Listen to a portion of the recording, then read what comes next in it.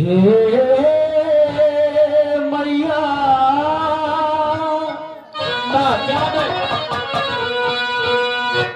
ये गणेश गिरजा गणनायक गणराज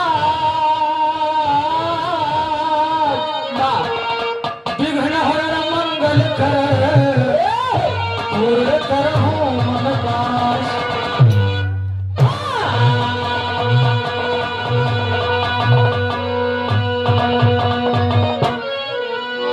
बैठ सारदे बैठ सारदे कुल हमा कर सेवक के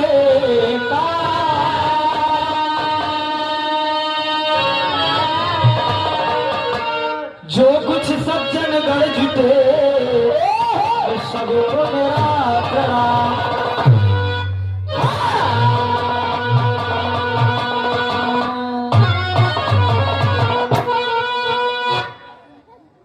सर्वप्रथम इस पंडाल को मैं नमन करता हूँ।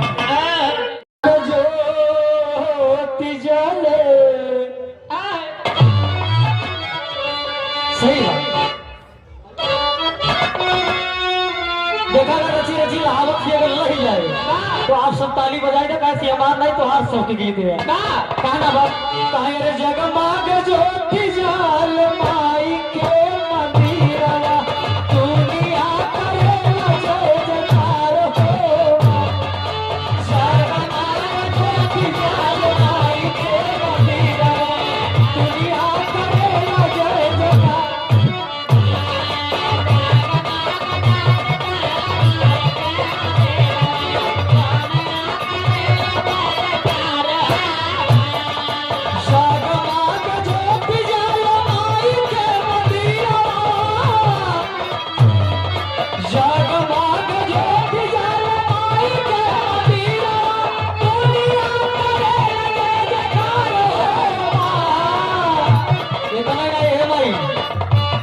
अरे देशवा विदेशवा से उमड़ल बधिरिया लाज में कुछ छाना ताली बजाई तो मारा दुल्हन पर।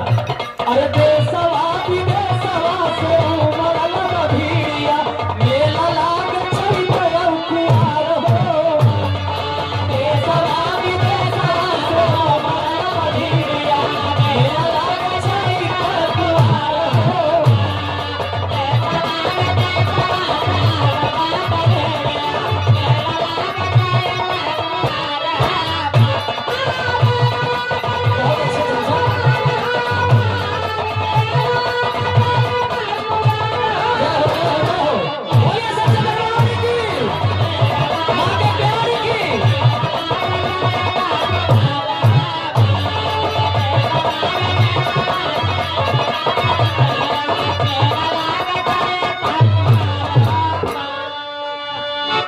दूसरे लाइन में क्या कहना है गुरु जी? करे माई के मंदिरवा में बैठल पुजारिया एक जाला माई के जब श्रृंगार हो कि मेन बंदा जे रहा तू ही अधिकार बा। इसीलिए कवि जी लिखे करे माई के मंदिरवा में बैठल पुजारिया रच रच सजावला शिकार हो। माई के मंदिरवा में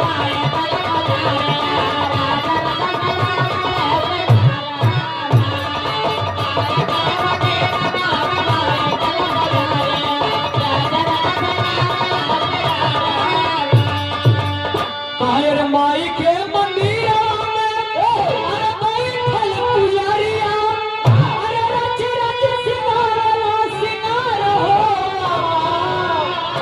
कहे हीरा और मोतिया में चमकई झलारिया। देखो कितना बढ़िया माई का दरबार लगा हुआ दरबार ही क्या शानदार दरबार है। मैं धन्यवाद करता हूँ इस कमेटी के जितने भी सदस्य हैं। आज पहली बार मैंने ये सम्मान से देखा है। मैं बहुत बहुत बधाई देता हूँ इस काम से कहना हुआ हीरा और मोतिया में चमकई झलारिया चमकई बिजुलिया में तार हो। हीरा और मोतिया में चमकई झलारिया चमकई चुनरिया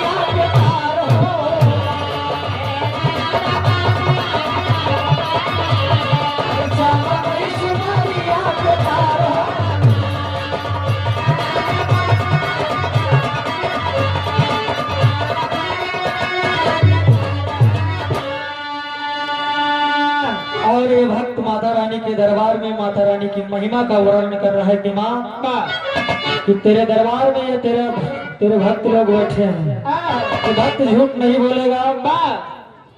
इस जगह पे मैं आके धन्य हो गया।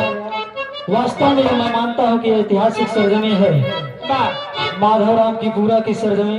नाम मैंने बहुत सुना था, गुरुजी ने कई मर्तबा मुझे बताया कि बेटा अगर आओगे दरबार में बड़ा ही मान सम्मान मिलेगा, और मान सम्मान मुझे लग रहा है कि मिल रहा है। ताली बज जाए तो मान जाए हम का मान सम्मान मिलेगा। इधर से बड़ा इधर खाना नहीं खाएगा यहाँ, मतलब लागत बनी बहुत नॉर्मली खाई आई है। ताली बजावे के मर्दे चल जा तब लगे के दरबार है वैसे। अगले लाइन में बेटा क्या कह रहा है गुरु, कहे दरबार में मैया के सोहेला गजारवा, दरबार में मैया के सोहेला गजारवा, काईली हली सोना हो सिंगार हो सोहेला गजारवा, काईली हली सोना हो सिंगार हो।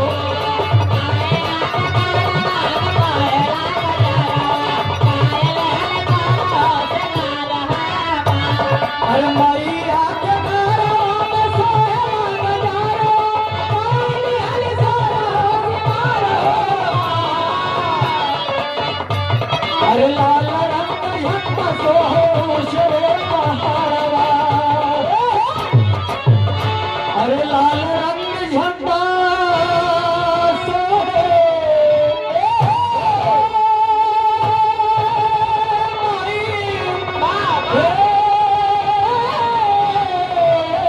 मैया, अरे लाल रंग झंडा फहरे उशरे आसमानवा, अरे रोहित